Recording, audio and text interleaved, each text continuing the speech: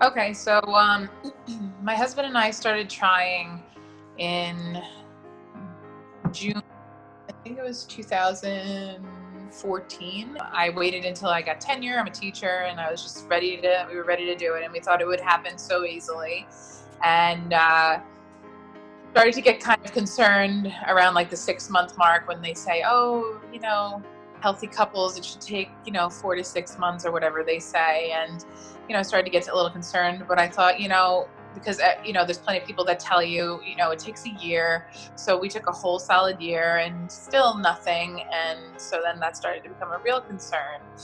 I then at that point decided, well, maybe we should start talking to a specialist. So we went to a specialist in the area and really didn't get a sense that he was really willing to help us right away. He basically just said to me, lose 100 pounds and that's the end of it, and we'll talk then.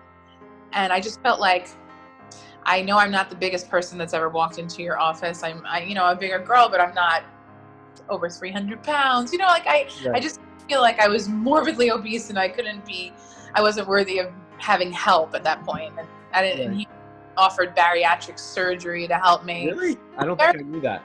Yeah, this was very weird. It was just very weird stuff. And it just kind of put me in a bad place. And I kind of felt like I was at like a dead end at that point. Like, if this is the answer, like, I understand it can only help to lose weight, but that can't just be that, and that's the end all. There has to be other underlying things. I came across your YouTube videos.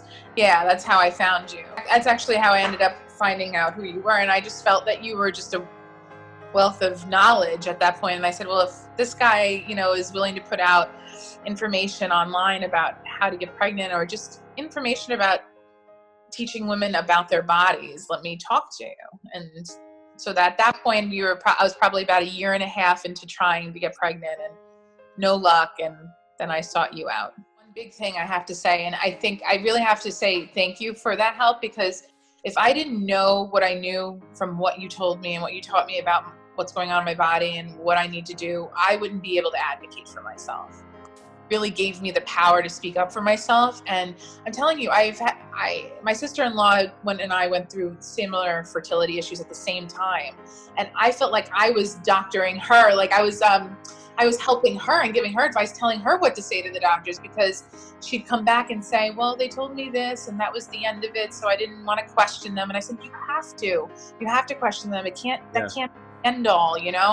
So I really appreciated that. What I really want, like, people to know is that you have to have patience with this, and it's so hard to tell people to have patience with fertility. I understand completely, because it was probably the longest 2 years of my life, but you have to. There's always a light at the end of the tunnel, but you have to keep pushing forward. And I just started to see these changes with how I felt, how I was acting, how my moods were, and it just started to happen. It started to feel better, and yeah, it wasn't like a quick fix right away, but I just started to see little bit by little these changes in my body.